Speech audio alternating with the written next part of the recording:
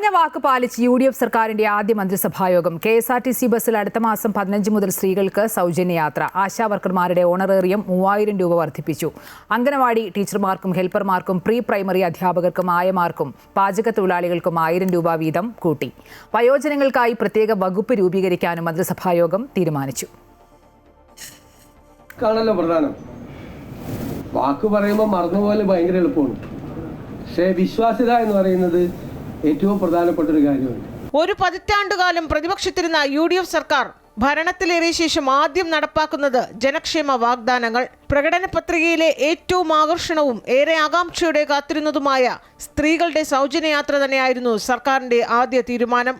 June 15 മുതൽ KSRTC ബസ്സിൽ സ്ത്രീകൾക്ക് സൗജന്യയാത്ര. KSRTC ബസ്സുകളിലെ സ്ത്രീകൾക്കുള്ള സൗജന്യയാത്ര അനുവദിക്കുന്ന സമയത്ത് ജൂൺ 15-ാം തീയതി മുതൽ നടപ്പാക്കും. കൊടുത്ത വാക്ക് പാലിക്കുന്നതാണ് UDF സർക്കാർ എന്ന സന്ദേശം കൂടിയായിരുന്നു ആദ്യ തീരുമാനങ്ങൾ. ആശാവർക്കർമാരുടെ ഓണറേറിയം 3000 രൂപ വർദ്ധിപ്പിച്ചു. അംഗനവാടി പ്രീ പ്രൈമറി പാചക തൊഴിലാളികൾക്കും 1000 രൂപ വീതം വർദ്ധിപ്പിച്ചു. ആദ്യഘട്ടത്തിലാണ് 3000 രൂപ വർദ്ധിപ്പിക്കുന്നത്. റിട്ടയർമെന്റ് ബെനിഫിറ്റിന്റെ കാര്യം ഒരുപാട് തീരുമാനിക്കും. കുറച്ചുകൂടി കഴിയുമ്പോൾ അടുത്തൊരു ഘട്ടം കൂടി പ്രഖ്യാപിക്കും. അംഗൻവാടി ജീവനക്കാരുടെ വർക്കർമാർ ഹെൽപ്പർമാർ അവരുടെ വലിയ തുകയെന്നുള്ള 1000 രൂപ അവരുടെ വരുമാനത്തിൽ വർദ്ധിപ്പിക്കും. വയോജനങ്ങൾക്കായി പ്രത്യേക വകുപ്പ് രൂപീകരിക്കാനും ആദ്യ ക്യാബിനറ്റിൽ തീരുമാനമായി. ഇതിന്റെ വിശദാംശങ്ങൾ പിന്നാലെ അറിയിക്കുമെന്നും മുഖ്യമന്ത്രി VD സതീശൻ വ്യക്തമാക്കി.